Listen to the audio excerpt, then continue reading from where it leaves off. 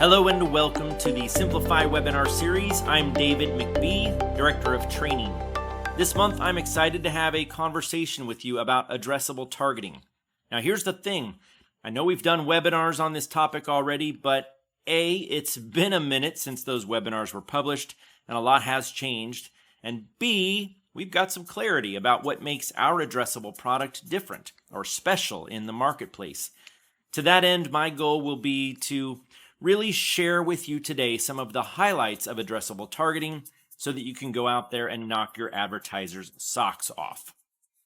I'm going to talk a lot today about audience. This audience is relevant for desktop and laptop display ads, mobile display ads, video ads as in pre-roll, and OTT CTV delivery on small and large screens. Does that make sense? Addressable targeting is applicable to all creative types and delivery on all devices. So if you're focused on display, this is applicable. If you're selling more connected TV advertising than display, this is applicable. Maybe even more so for you because TV has their own product that they call addressable, and ours is kind of different from that. Okay, let's dive in. Our first highlight is the ability to create a custom audience on the fly, in real time, that is ideal for your advertiser. They are not stuck choosing from a pre-built audience. So what might that look like? Well, let's use a swimming pool company for today's example. We'll call them Paula's Pools. If Paula buys from the other guy, she's going to have to choose from one of hundreds of pre-built audience segments. That means she'll choose to target something like homeowners, outdoor enthusiasts maybe, athletes, fitness, recreation, something that she feels describes her ideal audience. Truth is, the other guy might even have a pretty specific audience that Paula feels is a great fit, maybe even something as specific as pool intenders. So, okay, that's not a bad way to go, right? But with Simplify, Paula can choose to target homeowners. Then she can get a little pickier and ask for homes of a certain value or square footage. She might ask for homeowners who fall into a certain income bracket or who have a high credit score because, well, her pools are kind of pricey. My point is, she can custom build the audience that she feels is ideal for her products and services and not be stuck with something that is pre-built that may or may not be an ideal fit. Even that pool intenders audience that may or may not exist, I really don't even know, but let's assume someone has that audience available for sale. Can they tell us what puts a person into a pool intenders audience? As in, what behavior or data was used to assign them to the audience? How old is that data? Could they have already purchased a pool? Might a person who is interested in billiards have been accidentally put into the pool intenders audience? Can they even afford one of Paula's fancy pools? That's the problem with targeting a pre-built audience segment. We just don't know that much about how the audience is created. Think of it like a salad. The other guy has bagged salads that you can buy. They've got a garden salad, a Caesar salad, a Greek salad. Heck, they've got tons of different kinds of salads. And like I said, sometimes that's fine. Sometimes all you want is a garden salad. Meanwhile, Simplify has a salad bar. The benefits of that are obvious, right? You can pick and choose the exact ingredients you like in whatever quantity you want them, and they're probably fresher. It's a custom salad. Even if you create a boring salad with the same ingredients as the bagged salad, you know more about those ingredients and you can see that they are fresh. I should point out that we all get our ingredients from the same place. In fact, everybody who's doing addressable is using offline data providers like the credit bureaus. The difference, as usual, is that if you want to buy households through the other guy, then they have taken all of the data from the credit bureaus and they've basically created a taxonomy of segments. It's the same pitch we've been doing for years. I want urban soccer mom households. I want whatever households. And you go buy one of those pre-built segments. We, of course, give advertisers the ability on the fly, down to a singular zip code, basically to construct those audiences transparently. So your advertiser doesn't have to assume that what they think is an urban soccer mom household matches the definition of what the other guy thinks is an urban soccer mom household. They can define for themselves what that is, and they can add data and see how that affects the audience. They can remove data and see how that affects the results in real time, as opposed to just buying that audience pre-built off the segments. But I'm getting ahead of myself. While creating that custom audience, we also have the ability to exclude certain elements to eliminate wasted impressions. In the case of Paula, we're not targeting apartment dwellers or home renters because the basis of her audience is homeowners. We've eliminated low-income homes with our financial and credit score requirements, but that still leaves homes that already have pools. Well, guess what? Homes with pools is one of our audience types, and we can exclude that from the target audience. That isn't something that can be accomplished with a pre-built audience segment. Even the most ideal audience segments often include people who have already purchased what your advertiser is selling. That's why they call it an ideal audience.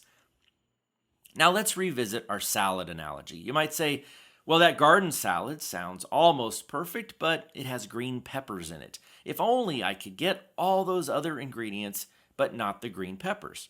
Unfortunately, that exact salad just isn't one that's available at the grocery store.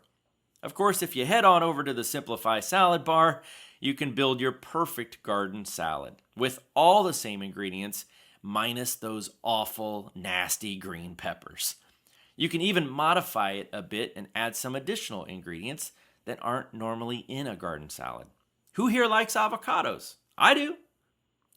Before we leave this idea of excluding homes that already have pools, let's consider that Paula doesn't just sell new pools, she also services and repairs pools.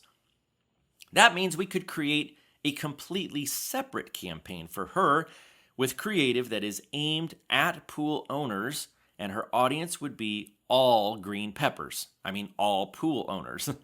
How's that for some awesome customization and an opportunity to sell the client a campaign that targets prospects for new pools and a campaign that prospects for pool maintenance? Okay, let's get away from our salad analogy for a bit and talk about geo-targeting. Most of the time when you are buying addressable targeting from the other guy, you're looking at buying a DMA, a radius, or maybe a zip code or zip codes. Within those bigger geographical requirements are the individual homes. Now, often those homes are built using IP addresses, which aren't always static or incredibly accurate. Now, setting aside the accuracy argument for a moment, once the audience is built, it becomes one big audience segment. Now, that will be important when we talk about optimization and reporting. Simplify also targets whatever geography your advertiser has chosen, and we're targeting at the household level. We use GPS data and plat line data to build 10, 100, 1,000, even 1,000,000 individual households that we can target. The reason this is important to understand is because every one of those households is like its own separate audience segment. And while that may not be that important when you build the audience, it becomes incredibly important when the campaign is up and running and we're looking to optimize the campaign for better, faster performance on fewer impressions. Now, if that doesn't totally compute yet, that's okay. Hold that thought and we'll revisit the significance of this when we talk about optimization here in just a bit. Now I want to talk about conversion tracking. With Simplify's addressable targeting solution, we can measure both online and offline conversions. Let's see what that means to Paula. For our purposes, we're going to assume that Paula has a website with a form that prospects can complete for a free home estimate, and she has a physical location where prospects can come and see her pools, including the different styles of pools, the different liners, filters, etc., etc. So if Paula is running a connected TV campaign and delivers her commercial to a relevant prospect that we've targeted, and that prospect goes to Paula's website, Not on their connected TV, of course, but rather from their laptop, for example. We can actually measure that visit thanks to our extensive cross-device identity graph. And if we have the right pixel in place, we can see if they completed her free estimate request on the form too. Or said another way, we can see that the laptop visiting Paula's website is part of the same household where we delivered the connected TV ad, so we can report that visit. If that prospect wants instead to see the pools in person and they go to Paula's store, well, of course, we've built a conversion zone around Paula's store, and we can see the prospect's smartphone when it enters said conversion zone.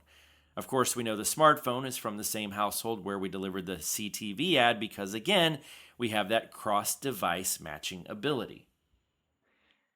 And for those who complain that prospect might have come to my store anyway, don't forget that we track lift too.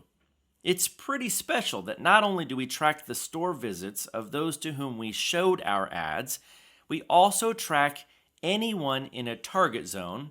In this case, that's all the individual homes in the addressable target area that were not served ad.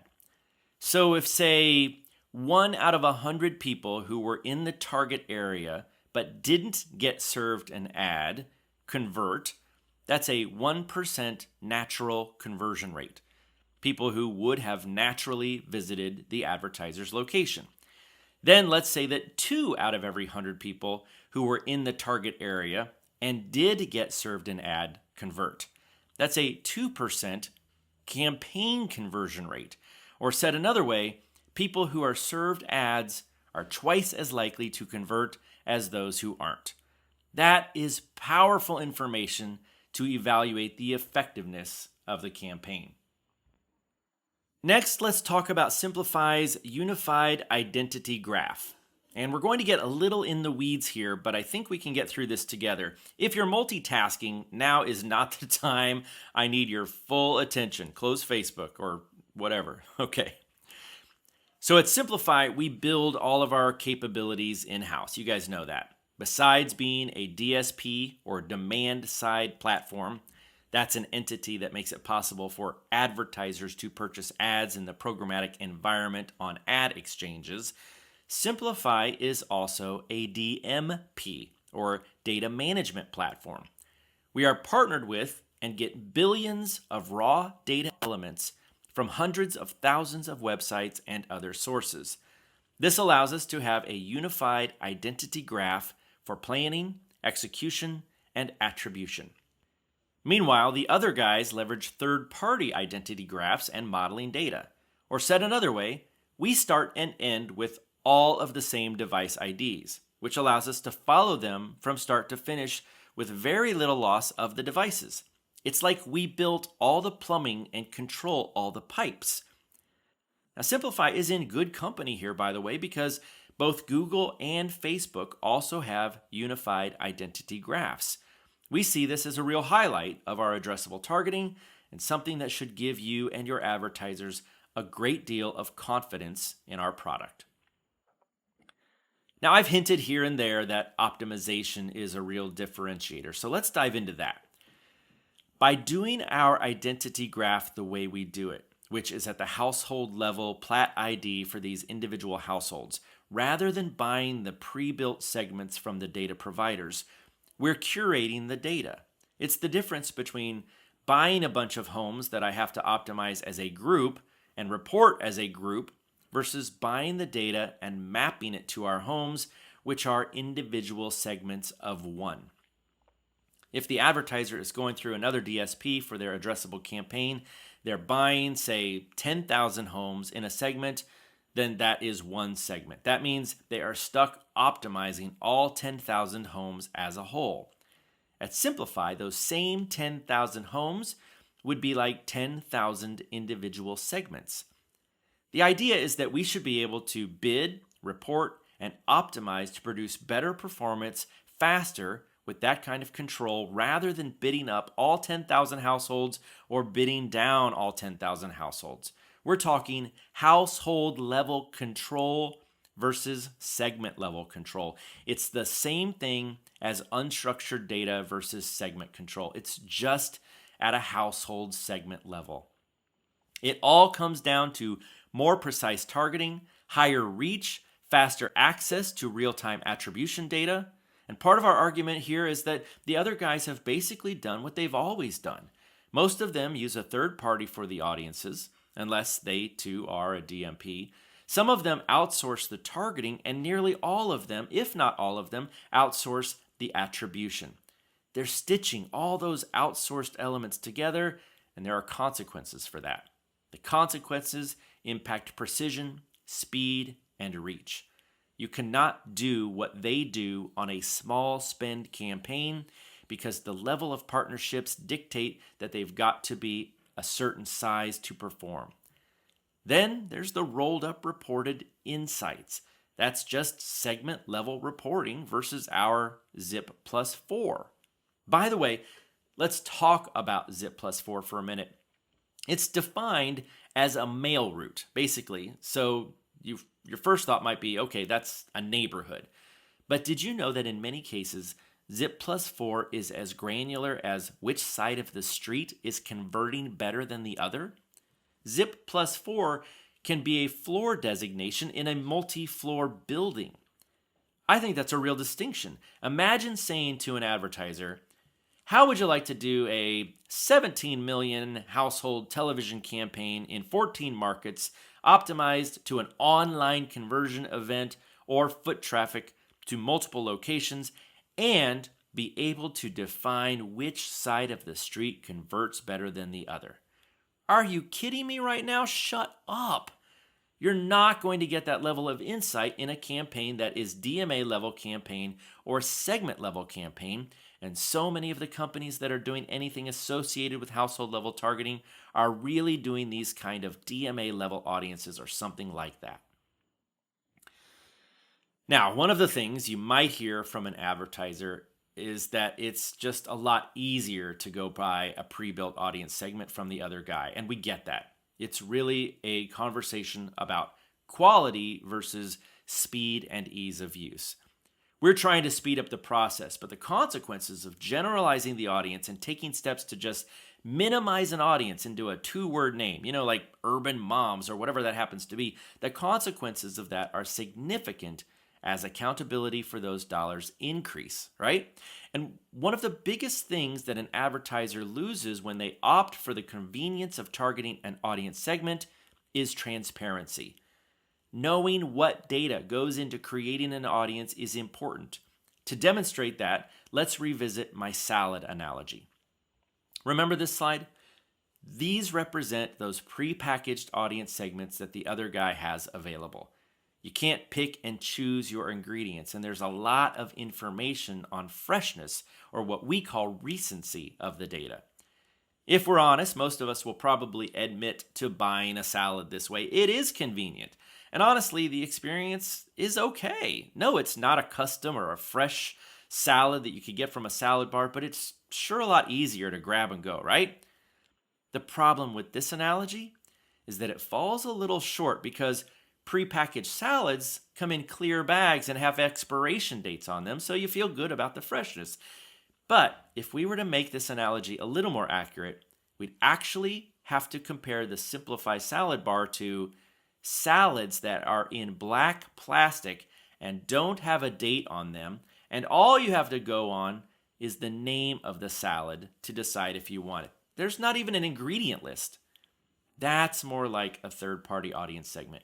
You really just have to trust that a vacation intender is someone planning a vacation and not someone looking for Jamaican sunsets for their computer wallpaper. Or that an auto intender isn't someone who bought a car last week. Or that a pool intender isn't someone that plays billiards. Get it? At the end of the day, we would just say that today the following are critical for advertisers to move their business forward: performance, transparency, maximum reach, real-time attribution on any spend level, and knowing, even within a single market or down to a single zip code, the conversion level data to really know where and which households are impacting your campaign. If you really want this kind of information, we are a fantastic solution. If you want generalized, rolled up information on the deal, use a third party that's going to minimize reach, or a report that's completely useless because it comes 2 weeks after the fact if you hit an impression threshold. I'm sure the other guy will be just fine. Or said another way, if you want fresh ingredients and the ability to choose what you like and what you don't, then you need to build your salad at the Simplify Salad Bar. If you don't care about freshness and aren't picky about ingredients, then look, who are we kidding? This analogy doesn't work at all. No one spends hundreds of thousands of dollars on bagged salads. If they did, they would demand the highest quality. And that's what we believe we offer. Okay, let's recap what we covered today. Number 1, Simplify can create a custom audience on the fly in real time that is ideal for your advertiser. Advertisers are not stuck choosing from pre-built taxonomies created by third parties who arbitrage the data. 2, when building an audience, we also have the ability to exclude certain elements to eliminate wasted impressions. 3, when geo-targeting an addressable audience, Simplify creates tens, hundreds, or even thousands of audiences of individual households. Meanwhile, the other guy creates a single audience out of all the homes in the audience. 4, Simplify's addressable targeting solution can measure both online and offline conversions, and we can measure the percentage of lift when we compare natural converters to campaign converters, further proving the effectiveness of the campaign. 5, thanks to Simplify's unified identity graph, we are able to plan, execute, and measure our campaigns with little to no data loss. Or said another way, because Simplify is a DMP, that's data management platform, we have access to all of the raw data, giving us some advantages over other providers who rely on third parties for their audiences and measurement capabilities.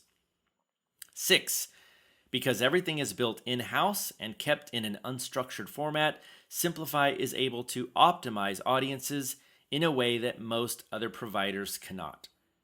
Number 7, transparency of data makes a difference for the advertiser who is interested in why a prospect was added to the audience and when. And with that, I'll let you get back to work. Don't forget that we've included a quiz to go along with this webinar so you can test your knowledge. A recording of the webinar, the deck, a complete transcript, and handout are also available in Bullseye. If you have account-specific questions, please reach out to your Simplify account manager. If you have questions about Bullseye and training, then send them to training@Simplify. Thanks, and we'll see you next month. Now go out there and do something